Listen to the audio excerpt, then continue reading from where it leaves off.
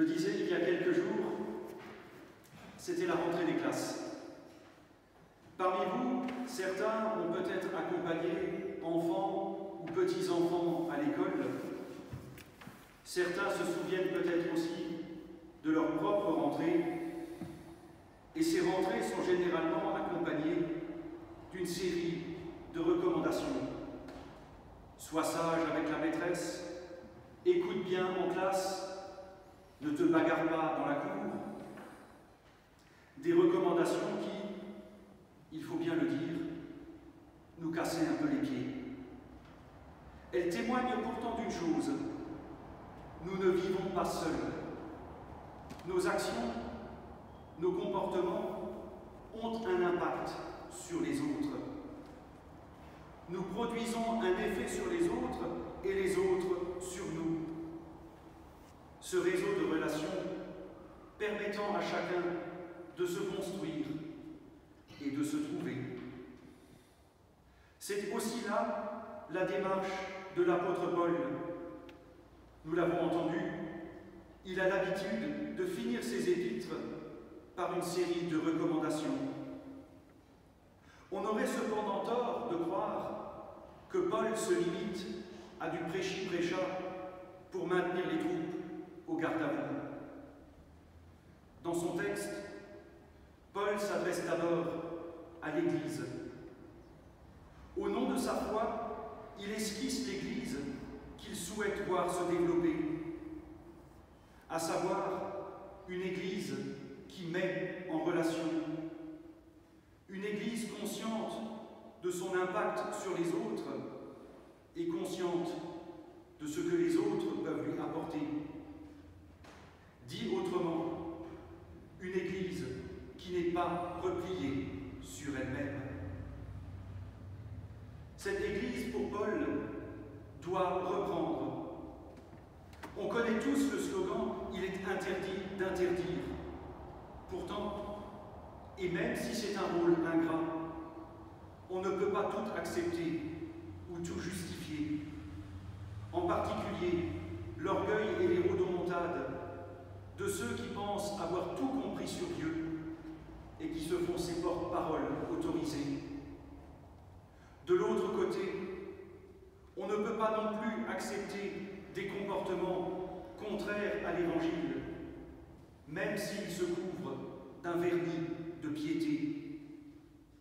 Pour Paul, l'Église a pour mission de reprendre et de poser la vérité du message de Jésus-Christ, tout en donnant du courage à ceux qui en ont peu et en soutenant les faibles. Par ces mots, l'apôtre dit que l'Église doit être ouverte aux interrogations, aux questions et aux aspirations de son temps. Elle ne saurait être une fraternité close ou une tour d'ivoire remplie de ceux qui se croiraient mieux que les autres. Si Dieu s'est incarné en Jésus-Christ pour partager toute l'expérience humaine, alors l'Église doit, à son tour, mettre les mains dans la pâte humaine, et ce, au nom d'une bonne nouvelle. Dans son discours, dans son agir, l'Église doit se faire porteuse, reflet et incarnation de la bonne nouvelle révélée par Jésus-Christ. La bonne nouvelle d'un Dieu qui nous aime. Je sais, dit comme ça fait un peu cucu. Mais réfléchissons voir un instant aux implications d'une telle affirmation. Être aimé de Dieu revient à être libéré du jugement des autres, être libéré de toute parole de condamnation fulminée par les autres. Être aimé de Dieu, c'est avoir le droit de vivre, d'aimer et de faire ce que l'on veut, pour citer saint Augustin. Faire ce que l'on veut, à condition que cet agir soit soumis à l'amour, c'est-à-dire qu'il soit conscient aux conséquences et à l'impact sur les autres et sur soi-même. Être aimé de Dieu, c'est aussi savoir que l'on n'est pas réduit à ses échecs. On vaut mieux que ce que l'on fait et que ce que l'on rate. Être aimé de Dieu, c'est savoir qu'on peut essayer et recommencer. Se voir ouvrir à une nouvelle vie et à de nouvelles routes. Enfin, être aimé de Dieu, c'est comprendre, aussi difficile que cela soit, que l'on n'est pas limité et tenu par la mort elle-même. Nous sommes appelés à l'éternité, et dans la main de ce Dieu d'amour, tout mourir devient devenir. Libération, renouveau, rédemption, éternité, c'est le message que l'Église doit porter et incarner. Et si parfois il faut poser des limites et reprendre, c'est uniquement dans cette perspective de libération, de renouveau et d'éternité. C'est aussi pour cela que l'apôtre appelle ses auditeurs à ne pas éteindre l'esprit et à tout examiner avec discernement. L'esprit, en grec, le terme veut dire souffle et fait référence à la respiration. Cet esprit, donc, est cette manière d'être de Dieu qui nous permet de toujours être attentifs. L'esprit nous permet de ne pas figer notre foi dans des certitudes séparatrices qui un jour viendront se fracasser à la croix. N'éteignez pas l'esprit, dit Paul, pour que l'Église, comprise comme assemblée des croyants, où l'Évangile est prêché et les sacrements célébrés, pour citer la confession d'Augsbourg, reste un lieu ouvert. Ouvert à la parole, toujours surprenante et rafraîchissante de Dieu. Parole qui, au risque de me répéter, appelle toute vie à la libération, au renouveau, à la rédemption et à l'éternité. Éteindre l'esprit reviendrait pour l'Église à trahir sa mission, à ne plus se faire témoin du Dieu de Jésus-Christ et à devenir une secte de plus. Si Paul définit l'agir collectif de l'Église à partir de son ouverture à l'esprit et de son témoignage de l'Évangile, il ajoute un dernier mot sur le comportement individuel du chrétien. Que personne ne rende le mal pour le mal. Recherchez toujours le bien entre vous et à l'égard de tous. Soyez toujours dans la joie. Priez sans cesse. Rendez grâce en toutes circonstances, car c'est la volonté de Dieu à votre égard dans le Christ. Un passage intéressant à relever. Paul y parle de la volonté de Dieu pour nous, et en aucun cas il ne s'agit de faire de nous des parangons de vertu ou de morale. Vous l'avez entendu, recherchez le bien, soyez dans la joie, priez et rendez grâce. Cette joie, cette reconnaissance, ce dialogue sont la capacité à discerner ce qu'il y a de beau et de bon dans notre histoire.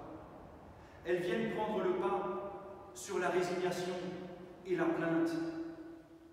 Une façon de nous dire que nous pouvons déposer ce qui nous pèse et dans la reconnaissance, comprendre que nous ne sommes pas seuls et que nous pouvons regarder plus loin que les apparences. Le prêtre hollandais Henri Nouwen a dit que la joie, mais on peut aussi le dire de la reconnaissance ou de l'amour, demande une vraie discipline.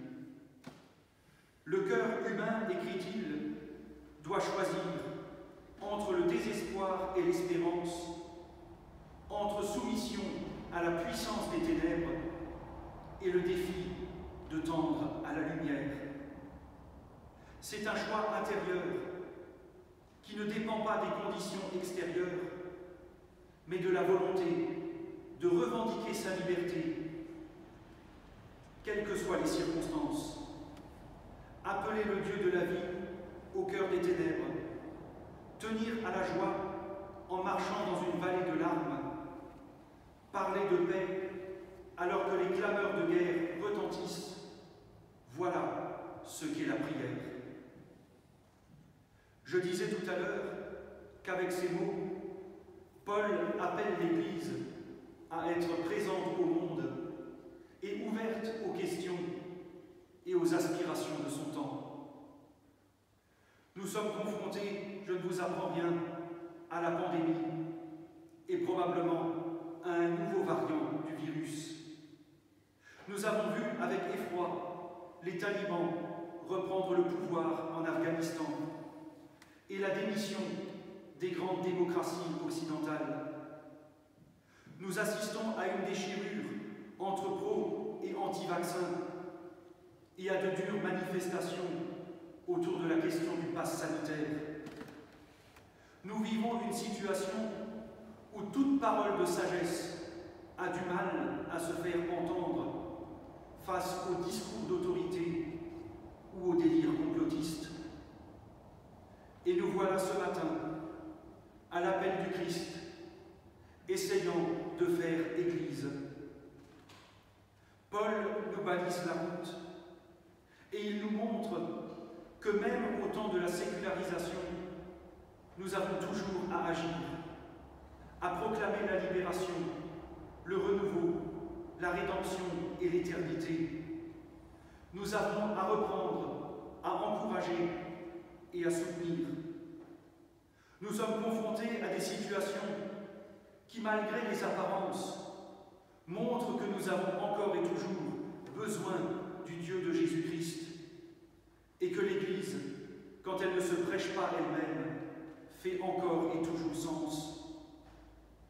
Alors, pour conclure avec les mots de Paul, que le Dieu de paix lui-même vous sanctifie totalement et que votre esprit, votre âme et votre corps soient parfaitement gardés pour être irréprochables lors de la venue de notre Seigneur Jésus-Christ.